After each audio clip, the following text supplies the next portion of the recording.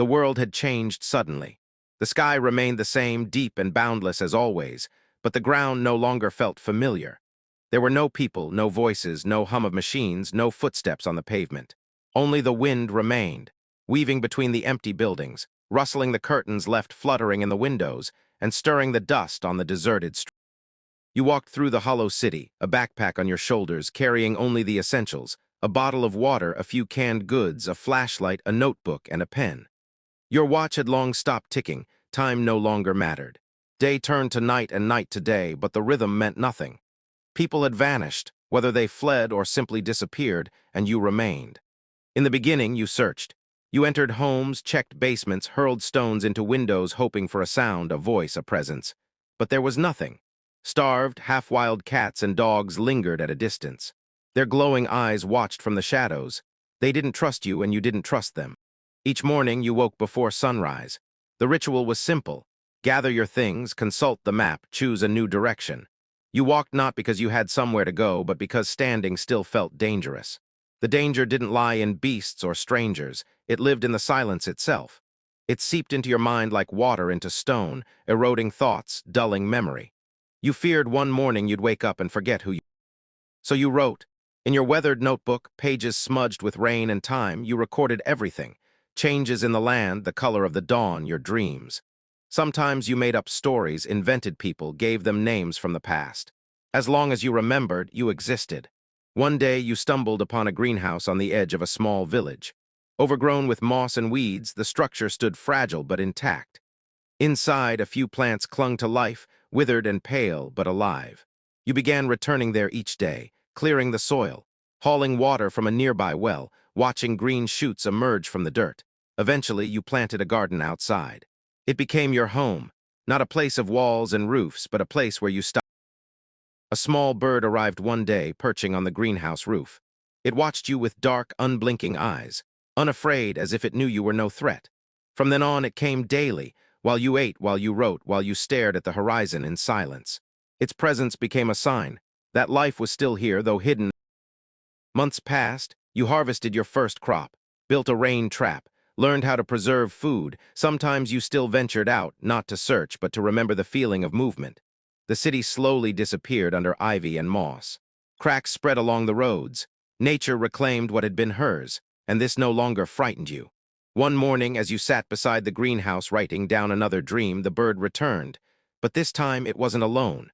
A younger, wilder bird fluttered at its side. You watched them and smiled. It was the first time you had smiled in a long while. The world was changing again, slowly, almost imperceptibly, but this time in a new direction. That evening you didn't write, you simply sat and listened. And in the silence, which once felt like a void, you now heard life. The past no longer weighed on you, it had become part of the soil from which something new was growing. Each morning you awoke with the same thought, another day is already a victory. The garden no longer looked fragile. It had become an extension of you, of your hands and your heart. You had learned to read the whispers of the wind, the shift in moisture, the murmur of the earth. You knew when to plant, when to water, and when to simply stand still and let the world breathe beside you. The bird stayed. Her fledgling grew up and flew away, but she returned as always, each morning and evening. Her presence was no longer habit but rhythm.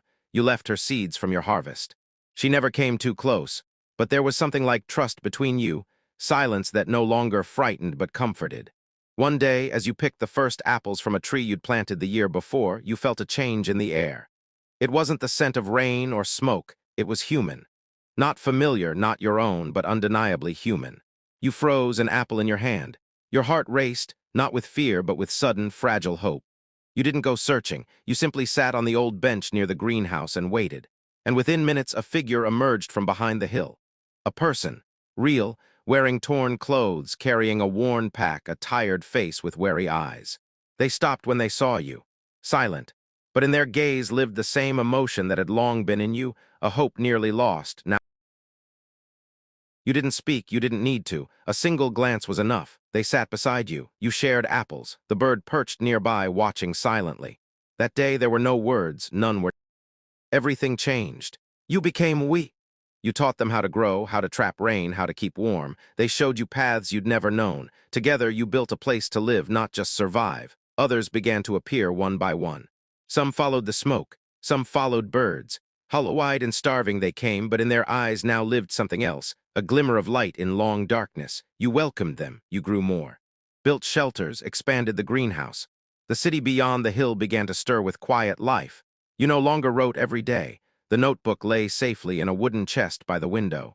Sometimes you opened it, turned its pages, and remembered the days when silence was your only witness. Now, silence remained like a scar, not painful but always present. A reminder of how little it takes to break a person, and how much. One morning you woke earlier than the others. You stepped outside and sat beside the greenhouse, watching the sky catch fire with the sunrise. The bird was there, old now with grayed feathers but still alive. You didn't reach out. You just nodded, to her, to the past, to your former self. And in that moment you knew the story was complete, not because nothing else would happen, but because it had become part of something larger. Life went on. Silence was no longer the enemy. It had become the language you had to learn, before learning how to speak again.